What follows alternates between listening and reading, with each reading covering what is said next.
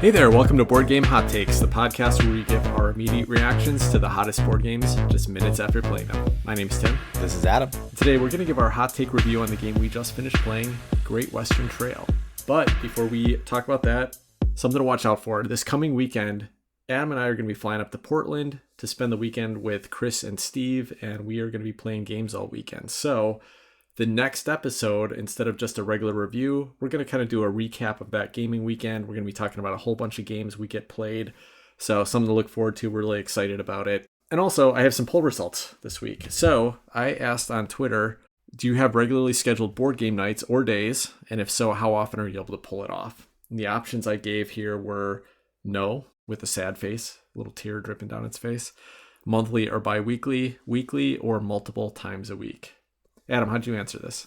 Well, Tim, like a lot of people, there was kind of a pre-COVID answer and post-COVID answer. So the pre-COVID answer would have been at least once a week. But now it's just us, our weekly game night that we have on Monday night or Tuesday night. It's been bouncing around, but the weekly game night we have, I cherish it. I love it. I look forward to it all week. And it's nice to set aside time just to hang out, focus on a game, and then chat about it afterwards. What about you, Tim? I think I put multiple times a week because we have our game night weekly, but I usually get to game at least once or twice with my wife and our friend Jen, who's local. So I usually have at least one other game night. And recently I met some neighbors who live 2 doors down that are really into games. So I'm playing with them maybe every other week. So I generally have at least 2 games. You know, I should have added another answer here, which is like, it depends on which week it is. This is how people answered on the poll. So 47% said no, they didn't have a dedicated game night. That's rough. I mean, like literally when I got into gaming, it was like maybe a month after a friend introduced me to games where I was like, hey, we got to do this regularly. Like, let's set up a bi-weekly game night. And I pulled another friend into it. And I pulled another friend into it. And then like, I didn't want to wait for 2 weeks. So we changed it to a weekly game night. So I get it though. COVID's tough. I think a lot of people are still being pretty cautious and not getting out with other people. Even pre-COVID, I had to it took some effort to get out and go on Meetup and find some local groups in the area and to take that next step and to go into some, it could be a stranger's house or a venue you're not familiar with. And then if you're just by yourself, you kind of have to come out of your shell and say, hi, yeah. Nice to meet you. Let's play some games. I'm a weird guy that you've never met before. Do you want to play games with me? And then hope that the people you're playing with are reasonable human beings. Yeah, that for sure. I mean, and believe me, I actually suffer with that too. Like, I think some people think I'm extroverted, but I'm a little bit introverted. It's not easy. It takes a lot of energy for me to get out there and, kind of make myself known in a strange space and introduce myself to people. Sometimes, like you sit down and play with people and they're not all that great. They're not all that fun to play with. So, it is a bit of a risk and a challenge to do that. Right. It could be hit or miss, right? But I'm glad I stepped out of my shell. That's where I met you and eventually Chris. Right. And now we got a little podcast with you. So it's great. Little group going. Yeah. So yeah, if you can pull it off, it's awesome. If you can get a group that you like playing with and just kind of schedule something on a regular basis. Anyway, so that was 47% said no. 19% said monthly or bi-weekly, which is cool. 25% said weekly. So that was a pretty decent amount of the people that have a regular night. And then 9% said multiple times a week. Yeah, and I definitely plan to have multiple times a week. Like I will, aside from our night, I am trying to put together a local group that is close enough. Like I've met a few people around here that I like playing with, but they're like 30 minutes, 45 minutes away. So I can't expect everybody to show up from all over Phoenix to, on a Tuesday night to drive 45 minutes. So I got to find a couple people that are really close. I found my neighbor now, so that's a good step. I'm hoping to get a couple more people together and just have like one more weekly game night. That'd be fun. Yeah. This guy on Twitter said that his name's Chris from Board Game Hot Takes. He said, I'm fortunate enough to have our weekly game podcast night with you guys.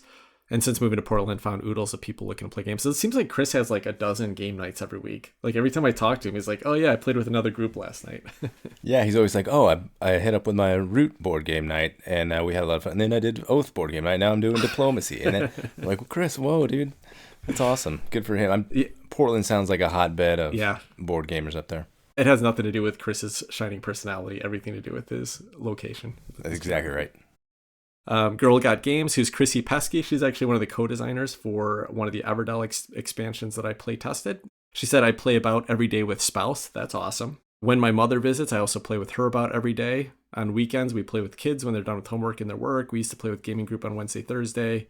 Not planning on resuming yet. So that's great. Like my wife plays with me, but she is not as into the hobby as I am. She's not as into gaming. So she'll do it like one night when she's bored of watching TV or something, or if I ask her, but that's about what I can expect. Like to have somebody else that is just as passionate. Like if I had somebody in my household that liked gaming as much as I do, we would definitely be playing a board game every night. There's no doubt about it. You guys wouldn't get anything done, man. It'd just be board games wall to wall.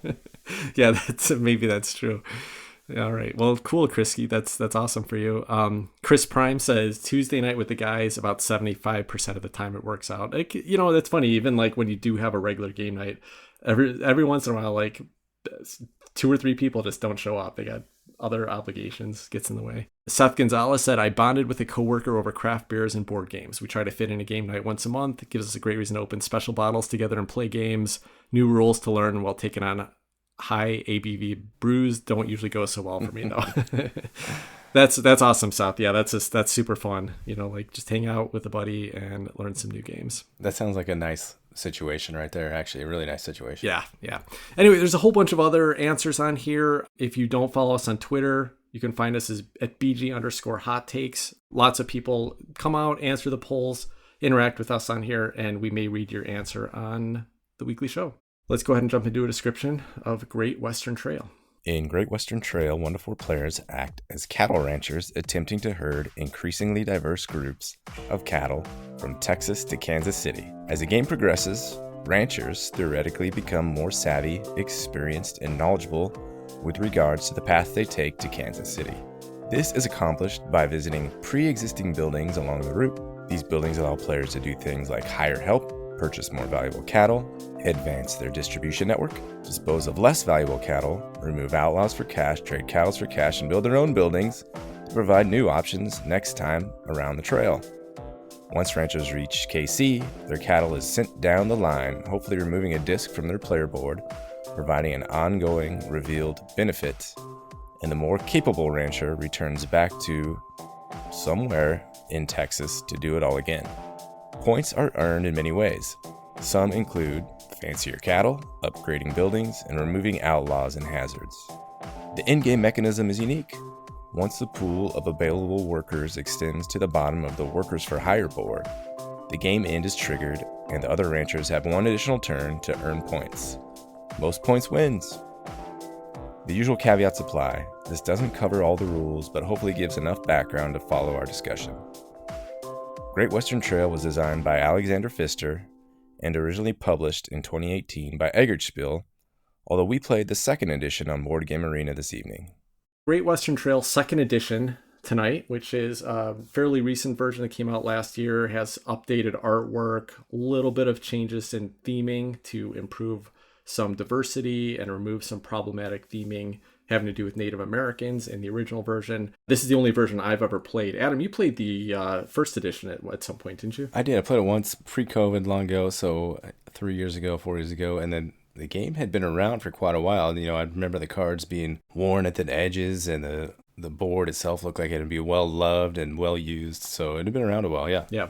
And so this was, we played on Board Game Arena tonight. This was my 2nd play on Board Game Arena. I have not played with the physical production. Adam played once with the 1st edition and a couple of games on Board Game Arena with the 2nd edition at this point. So it gives you a little idea where we're coming from. So let's start with gameplay and mechanisms. I'm going to start here by saying that I had played Maracaibo, which is kind of the follow-up. It's got some similar mechanisms by Alexander Pfister, same designer, and I was not in love with Maracaibo. It fell a little flat for me. I didn't find that there was enough interesting choices on my turn. I didn't have that high of expectations for Great Western Trail. And the first thing I'll say is that I was really surprised by how much I liked this game, that there was a lot more interesting decisions to make here and challenging decisions than I expected to. Now, the mechanism that I think really makes this game shine is the deck building part of it. And basically you have this handful of cow cards, right, that are not that strong, some 1s and 2s at the beginning, they're different colors. But when you get to the end of this rodel and you're trading in your cows, they have to be different colors in order to score, to get points for them. So part of the goal is to move to these different spots and try to dump cards out of your hand that you don't care about.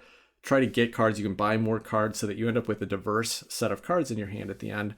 And I had such a fun time with that puzzle. It really added a lot more interest to what was otherwise pretty similar kind of stops on a route that Maracaibo had.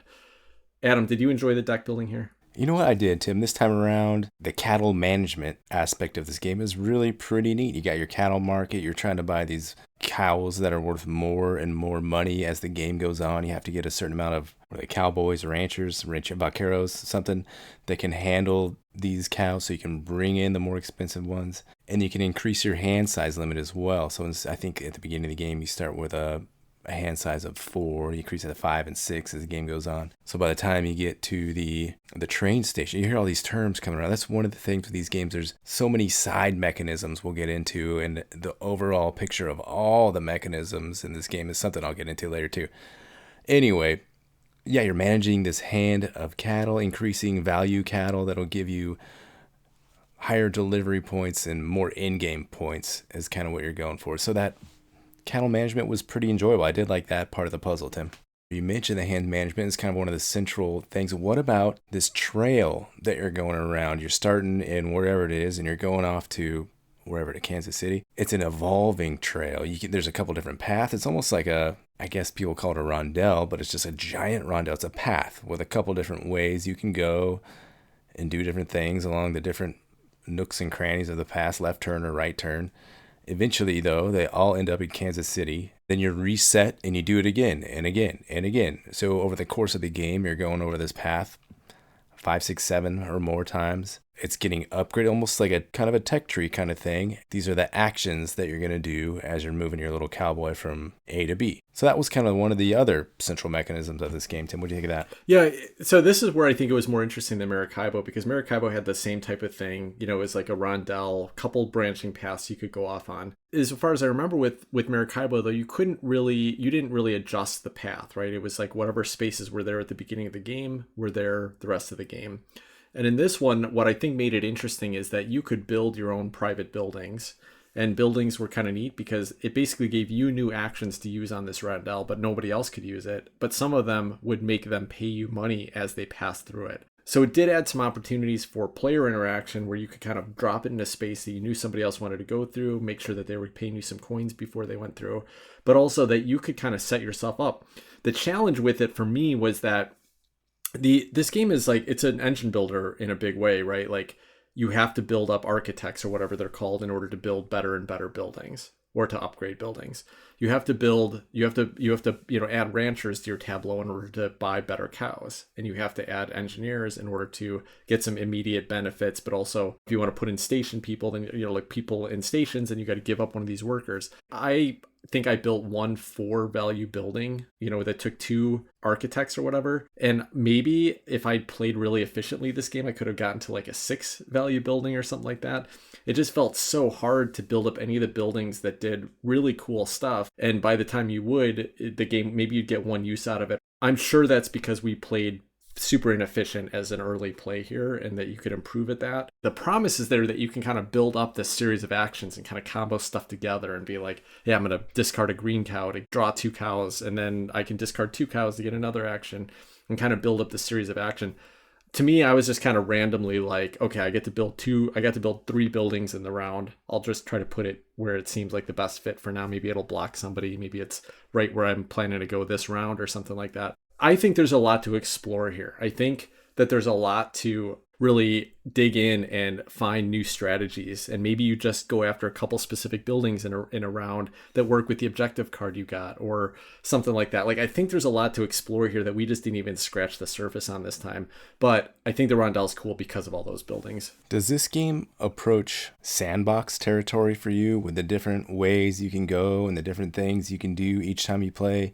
And maybe you can just focus on one specific area and not have to really pay attention to anything? Or does it require you to kind of have a whole broad approach? You got to do a little bit of this, a little bit of that, some of this in order to elevate your entire game and score at the end of the game. I would say it's comparable to something like Gaia Project, where there are, several kind of basic things you're going to do. And depending on how your strategy is working out that game, you may focus more on some of them, but you probably have to do a little bit of all of them or you're not going to be successful. So you can't do nothing.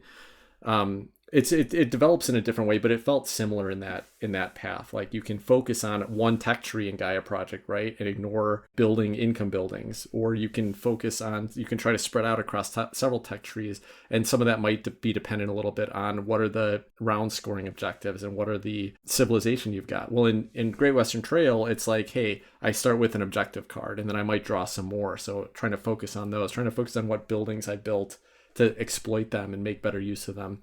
So I think it's going to change game to game, but I think you have a sandbox to play in here, and you can probably focus on a couple things, but you probably have to, not ignore anything completely. I would agree with that too. There's plenty of stuff to do. It almost becomes a little bit unfocused for me, or I can't focus on what I actually need to be doing because there's this board with these workers over here on the left side, and up top there's a train moving on, and do I want to put a little engineer in one of the stations, and do I want to reverse my train into this thing? Now I can cull some cards too. There are a ton of mechanisms, and if this theme works for you, you're going to be able to, go back to this and then find all these new different ways to exploit this game and find new things to do, I think. It could be a positive or it could be a negative. For me, it's tough for me to grasp onto something so grand in scope right away. Yeah, I would say this is definitely not a game that was easy to connect with. Like my first playthrough, I watched the rules video on it, I read the rule book, and I started playing through the first game, and still things weren't totally clicking.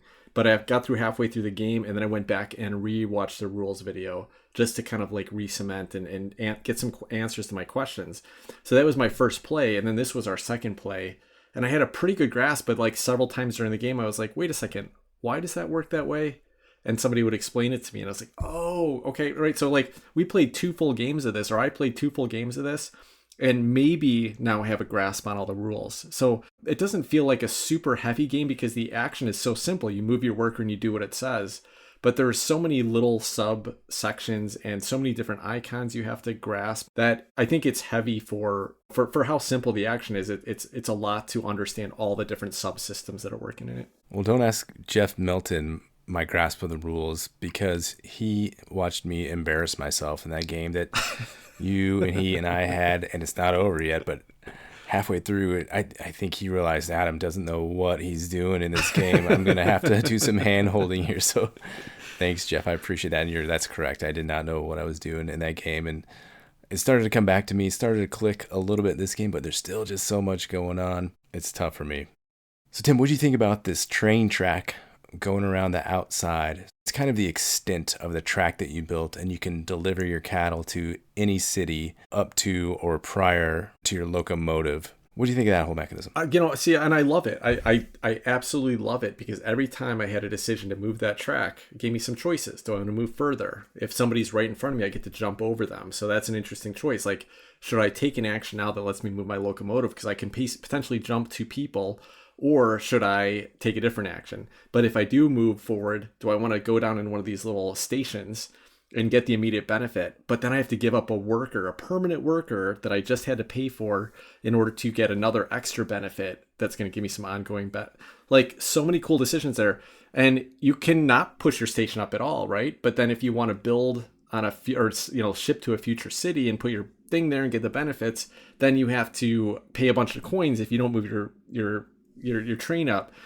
So I thought it was really fascinating how many choices there were with what is, again, a fairly simple little mechanism about moving that thing up there, but it tied into a lot of other pieces. So I liked it. This time, how far did you get your train? Up to like 30 or something like that? Almost all the way to the end. I was maybe 1 or 2 stations from the end. Yeah, and that's where you got most of your points in this game, was you were dropping stations all the way down the track. I never even got to New York with my train. I was close to it.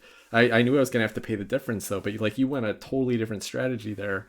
What I was doing is I would move my train up a little bit, and then I had an action that would let me move my train backwards to scrap cards out of my deck. So I was kind of using that to try to cycle through my deck and get to some of the better cards.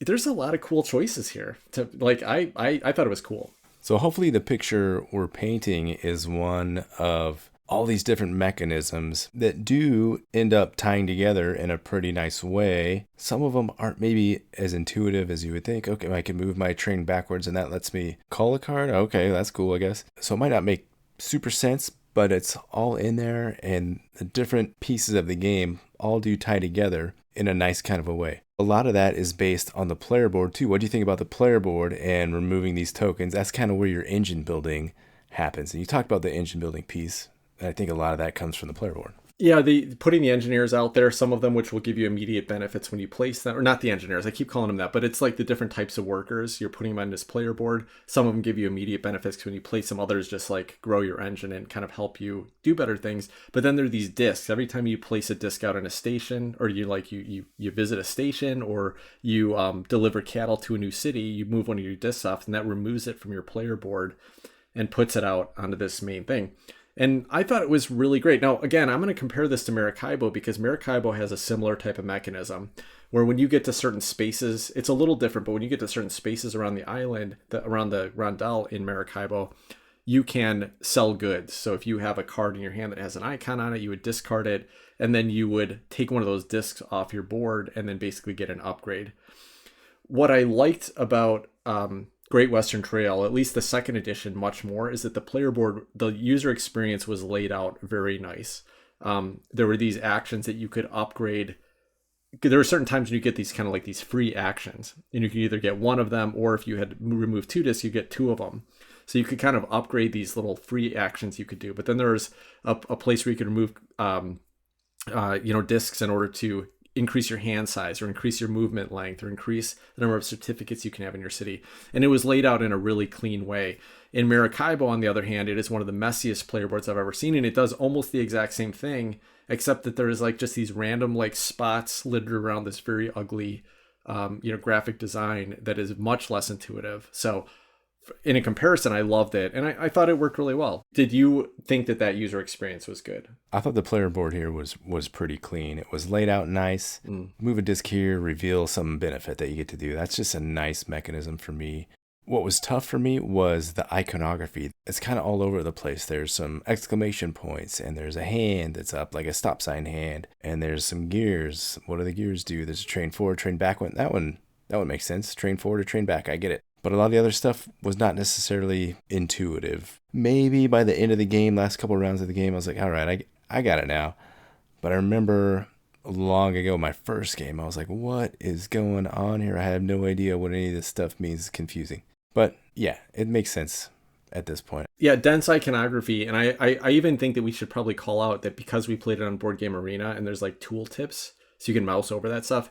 I have a feeling that this would have even been harder to get into playing it, on the, like in a physical production, because you have to reference this iconography all over the place. Now, by the end of my second game, I have a pretty good sense. I don't think I have to reference anything anymore. So it took a couple games, and that kind of fits with everything else about this game, is I think it takes a couple games for you to really fully wrap your head around, how the game plays, how the iconography works. I think we still have a ways to go before we wrap our heads around any reasonable strategy, because obviously we didn't do near as well as you potentially could do based on the number of buildings we built and the types of cattle we collected and how far we got in the cities. Nobody made it to New York this round. We had a pretty barren our map. Western trail. It wasn't that great of a Western trail at all. It was a pretty empty Western trail. Lots of tumbleweeds out there. Yeah, for sure. This is not a game. I'm glad we actually played this on at least for me, a second play, because this is not a game that is easy to process and talk about on a first play. And that's a bit of a fault, I think. If I can't actually play through it on the first time and actually know what I'm doing and play and have a strategy to go towards, oftentimes it's not going to welcome me back to play a second time.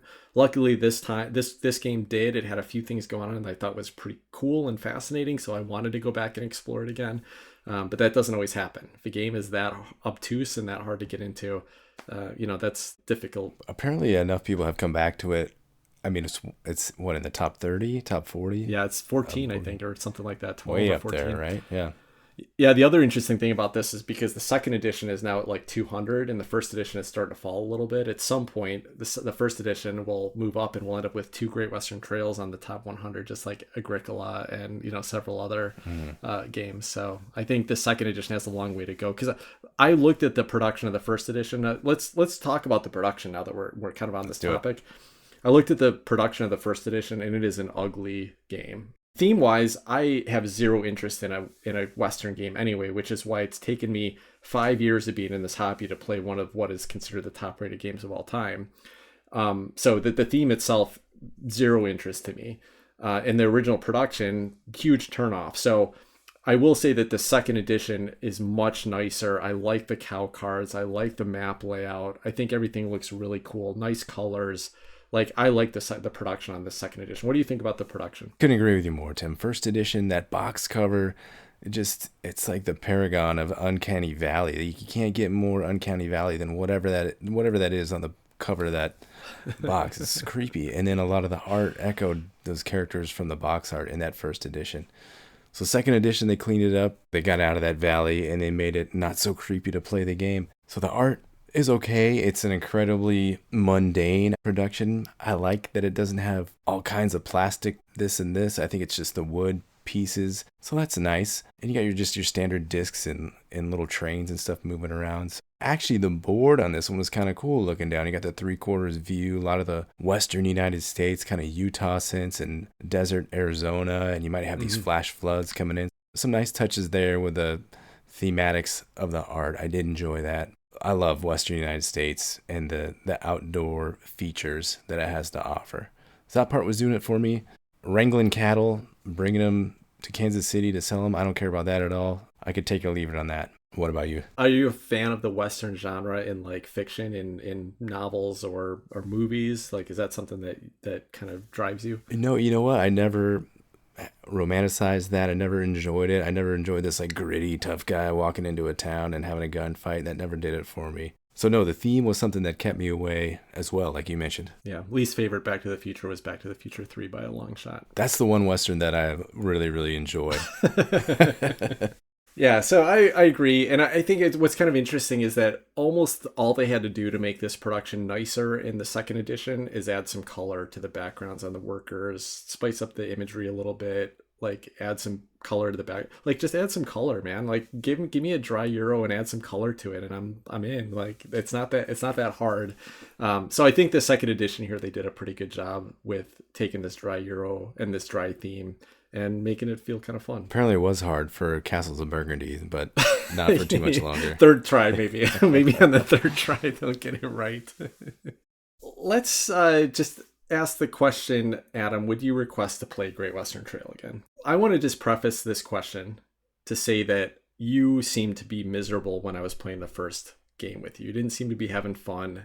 You weren't liking it, so I almost felt bad asking you to play tonight. But now you've gotten a chance to play real time, your third play. What did you think of this play? You like, would you come back to it? Yeah, as we're talking about it, as we're reflecting on it, I would come back and play this one. Would I request it? I don't know if I'm quite there yet to request this to play again, but I'd come back to it. I'd play it again. There's a lot of interesting things to do in this game. As much as I begrudge saying that out loud, by the end of the game, I had fun making some of these decisions, getting these red cows and blue cows, and getting my deck high enough number to approach getting over to New York. I was at 17. If I could have got that 18, I would have had a nice scoring chunk and completed 2 more of my objectives and made it a little bit tighter of a game.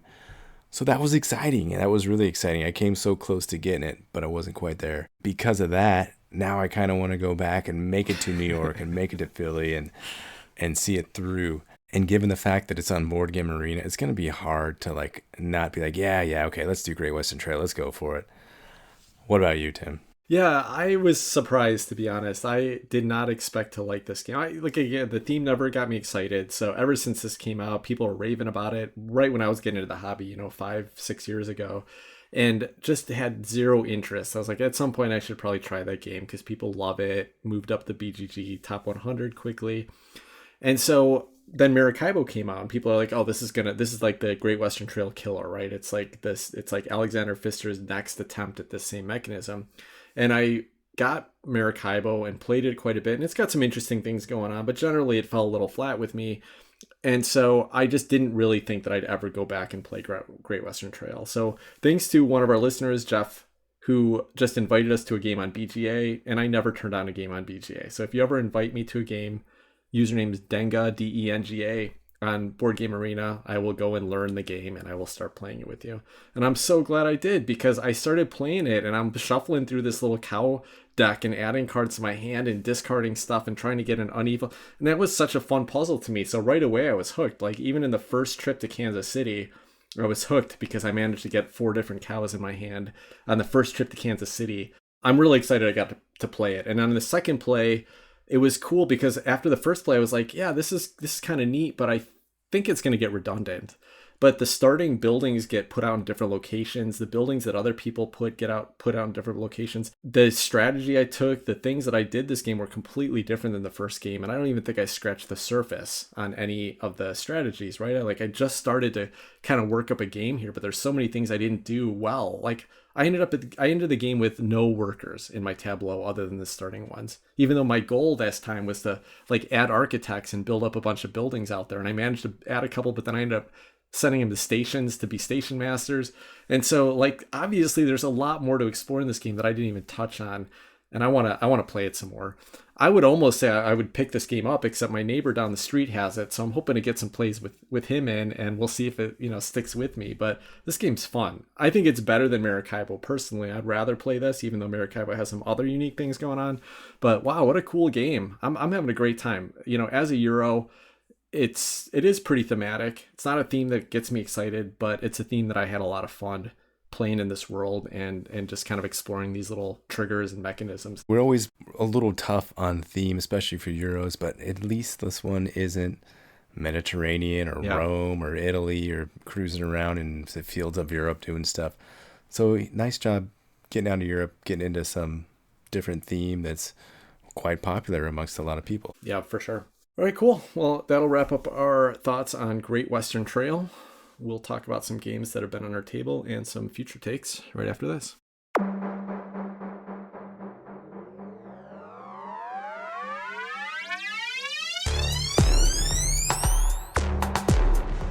All right, welcome back. So Adam's been really busy this week, so I'm just going to run you through a couple quick things. First of all, I got a chance to play a game that I had no idea that it even existed before, but it's a game called Fallout Shelter by Fantasy Flight Games. Now, Adam, did you ever play the video game Fallout? So I bought a tablet or a phone one time that had this preloaded and I could never uninstall it. It was like, no, you can't uninstall me. I'm infected on your tablet forever. So I think I took a look at playing the tablet version of Fallout or Fallout Shelter, and I never made it past like the introductory screen, but I thought the art was kind of cute, and that 50s diner, come to the burger shop diner art was pretty nice. Is this game anything like this? No, because so the answer is no, because Fallout Shelter, the app that you're talking about, is based on the console game Fallout, which was a big AAA game from like 10 to 15 years, well, maybe longer. I got introduced to the series about probably 13 years ago. What do you mean AAA game? What is that? Like the top tier. Like it's like the best of the console games. It's like your, like the hot games that sell millions and millions of copies. Gotcha. I picked up a PlayStation 4, I guess, probably 10, 15 years ago. I don't even know how long, man, it's been so long. But one of the first games, I walk into a GameStop and I was like, hey, I like Final Fantasy. I like role-playing games. What's a game that's kind of got that same, feature set? And he's like, oh, check out Fallout. And I fell in love with this game from the minute that the starting scene opened and Liam Neeson's voice was used as the voiceover for the character in there, and I just got hooked, and I loved all the systems of it. I mean, it is a traditional like turn-based role-playing game, except it's not turn-based. It's like you're out in this open world and you have this system where you can basically freeze time to target a character. So many cool upgrades, attributes, exploration. Loved Fallout, loved it. And then I picked up Fallout New Vegas when it came out, Fallout 4, which was set in Boston. Just like the top of my gaming experience in my entire life, video gaming experience, was Fallout. So love the series. Now, Adam, the series, the Fallout series, doesn't look anything like what you saw in the Fallout Shelter app, because that's all based on a kind of a comical propaganda ad series that's in the game. It's basically like they use this little cartoony character called Fallout Boy to sell people on moving into these Fallout shelters. Okay. But then they use that character and that style and everything in this Fallout Shelter game, which you played the app of, and then they created a board game version from the app. of that kind of system from the app. I think the app came first. And so the board game tries to do the same thing, right? Because the art that you showed me, it looked like similar art to the app. Yeah, because it's used again from the original video game series. But the whole idea is that in this series, you're trying to take control of a fallout shelter after an apocalypse and kind of run the shelter. So you're trying to like get new people into your shelter. You're trying to build new rooms out. You're trying to make sure that it operates. Wait a minute. Sounds like another game that I've played that Chris and you and Steve really like. Yeah. But people keep dying. There's not enough food for anybody. Outlive. Yeah, that might have been based on Fallout. I don't know. They might have gotten some ideas from it. Interesting. All right. So anyway, let me talk about Fallout Shelter, the board game. So this is a very simple worker placement game. If you like the Fallout series, you should check this out because it is so thematically like integrated into the series. Basically, what happens is that at the start of the game, there's this row of 12 worker placement spaces set. It's like in cards across the top of the game, and then there's this elevator in the middle, and each player color has their own floor up this fallout shelter, but you only have an elevator. And so the worker placement space that you can use on your elevator is one that lets you spend resources to build another room in your fallout shelter. So you're trying to build out your own floor because that gives you what is ultimately victory points. It's considered happiness in this game. And that gives you new worker placement spaces. It's very simple, but some of the cool things about it, one is that every round, at the start of every round, you just take a random card off the top of a deck, and it's a threat card. And it's going to be one of the famous characters, like villain, like evil characters in Fallout. So it could be a rad scorpion, or it could be a glowing one, or it could be any one of these like bad guys, these radioactive characters that are in the Fallout game, and they'll show up in a random space, either in the main level of worker placement spaces or in your own floor.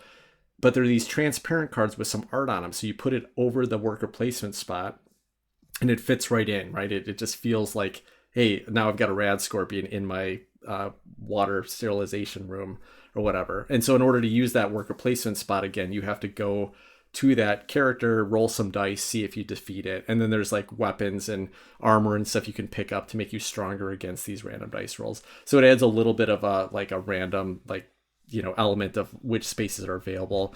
It also, in the original game, there's this attribute system. What was it called? Let's see if I can find a picture of it really quickly. Oh yeah, special. So it's like there's these 7 different attributes, which is like special is strength, and then C is charisma, and I is intelligence. Anyway, there's these different attributes you can pick up. Well, certain spaces that you use will give you attributes. So basically, when you take that worker back from the space you used, you put it above your board on one of those special attributes. Then when you use a worker placement space that has that letter in it, like let's say you upgraded to a C that turn, charisma, then you can go to a space and you get double the benefits, the resources or whatever the benefit is on that space. And that ties right into the game. Also, you start with 4 characters or 4 little workers. You can get up to 9 of them, I think, in this game. And they all look like the little Fallout Boy characters in the different poses that you would do in an upgrade in the original game. So again, if you have never played the game, some of this wouldn't kind of register as well. But if you've ever played the game, the artwork, the characters you're seeing here is exactly what you would see in posters all over the world that you're exploring. It'd be when you're looking at your, control panel on your arm. There's this like wristband thing, I forget what it's called, but it's all the artwork that you would see in there. It's just thematically, it's super fun. The game was fairly light, little worker placement game, little engine builder. I had a great time with it though. And it's in this small little package. It probably took us 30 minutes to play, 5 minutes to set up, it took 5 minutes to teach me. And it comes in this little tin lunchbox that has like Fallout Shelter on the front of it. And lunchboxes were one of the things you could pick up in the Fallout board game. So it just like everything about it, they just tied it right into the theme. Like I'm tempted to pick this game up. I don't need another stupid worker placement game, but I had such a great time because I love the IP. I love Fallout, and this was so much fun to explore. That sounds awesome, man. I'm going to check that one out. You should pick it up. All right, cool. So then I just have one future take to mention, and that is a new game from, this is an expansion actually from Stonemaier Games. We reviewed Viticulture. This is a game by Jamie Stegmaier and Stonemaier Games, I don't know, a year ago or so. I don't have the episode number in front of me. I think it was a big hit with all of us. I own Viticulture. I like the game quite a bit. So they announced that they were going to come out with one more large expansion for the game about a year ago. And it just got announced a few weeks ago. And this expansion is a cooperative expansion. So basically, this expansion is just for playing cooperatively. And when I first heard that news, I was like, bummer. I don't like co-op games. I think I'll skip on this one.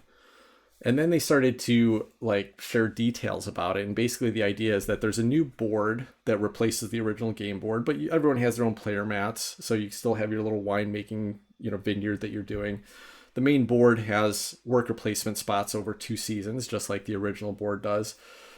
But there's a couple things it does differently. One is it appears that there's some way to upgrade the spaces on the board. So there's something you can do to actually take and replace some of the worker placement spots on the board to upgrade them and make them more powerful, add bonuses to them and stuff like that. That sounds really fun, really fascinating. And then it's supposed to be set, the reason it's called Viticulture World is it's supposed to be set across 6 continents. There's actually 7 modules here. One is set in a fictional continent of Green Gully, which is the world from Charterstone, but that's supposed to be like the intro scenario. But basically what they do is they introduce completely different scenarios. So it's like this little deck of cards that are events that are going to happen that give you a little history on winemaking in that continent, but also gives you some maybe objective for that turn, new worker placement spaces. So sounds like it completely changes up the experience of playing the game depending on which continent you're playing in. There's randomness in the way these cards come up. They all have like a little bit different setup and different rules. And this is all sounding super fun to me. So I'm pretty excited to explore that. Now, I'm not a huge co-op person, but one of my favorite co-op games that I've ever played is Orleans, when they added a co-op expansion in the Invasion expansion.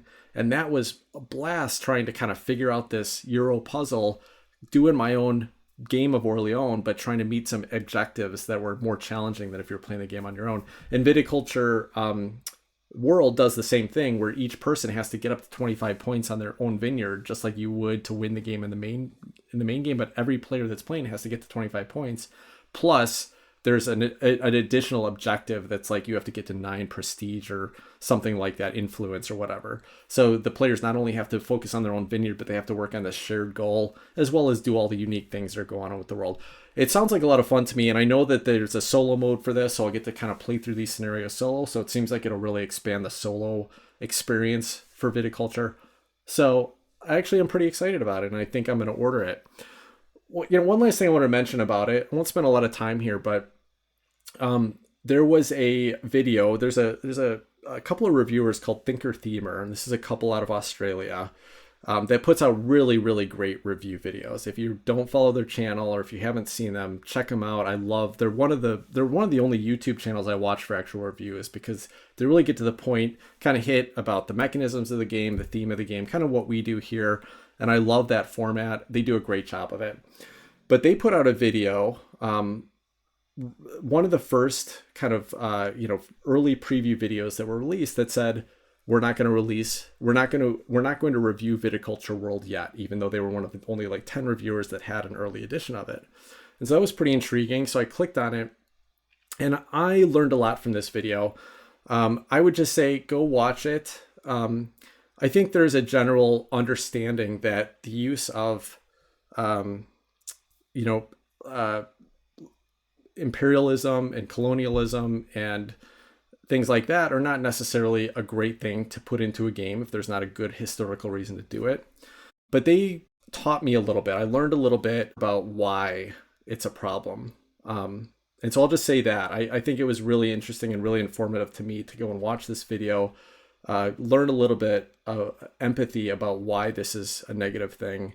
And I think it's worth checking out. And Stonemaier Games also paid attention to it and made some changes and improvements to the game that you can get even with the first version that will address some of the concerns they had. So yeah, it was a learning situation for me. I'm glad that I watched it, and I think it's worth checking out for anybody. I watched the video too, Tim, and it's a great video. Excellent perspective. There's some real feelings being told and being shared in the video. It's fantastic. I think the more perspective, the more traveling you can do, talking with different people, different cultures, there's more to be learned. I'm no cultural expert, but that video is great and you can learn a lot from it, like you said, Tim. The last thing I'll say here is that it kind of took it away from just being an abstract idea of there's something that you shouldn't do to this is something that's impacting somebody personally, like surprise them in a negative way because of what was added to this game. And again, just for me, it was a big learning moment and kind of connected some dots for me that I just hadn't quite figured out in my head. So it's worth checking out. But I am also very excited about Viticulture World. I think I probably will pre-order and pick this up because I think it's going to be a fun game to explore. And when I have the opportunity to play co-op, this is the type of co-op game I want to play. I want to play a fun Euro game where I can be doing my own thing, but also collaborating with other people rather than just story-based co-op where I'm working against some random deck of cards. So if you're interested in that, check it out. I think it's going to be out on pre-order within the coming weeks after this episode drops. Did want to call out a listener who left us a really awesome review last week, Hio72. The title says BG Hot Takes his Aces. And this is what they said. BGHT is among the best and most entertaining tabletop gaming podcasts that are available. From the hosts to the subject matter, it is entertaining, informative, and more than anything, approachable. The honest take on games and game-related reviews has me coming back for months, and I often find myself going through their archives to find information on games I'm looking to purchase. It has pulled me away from other podcasts I enjoy, and I think it is a beacon for the gaming industry as it sheds a light on the attitude of inclusivity that makes tabletop gaming one of my favorite pastimes. Thank you, BG Hot Takes. And that is probably the nicest review we've gotten, as many great reviews as we've gotten. So that's so awesome to hear that you're enjoying the show, that you're getting something out of it. And if you are getting something out of it, listener, please, we would love it if you leave a review for us. It will help other people find us. That'll wrap us up. Until next week, take care, everybody. Bye-bye.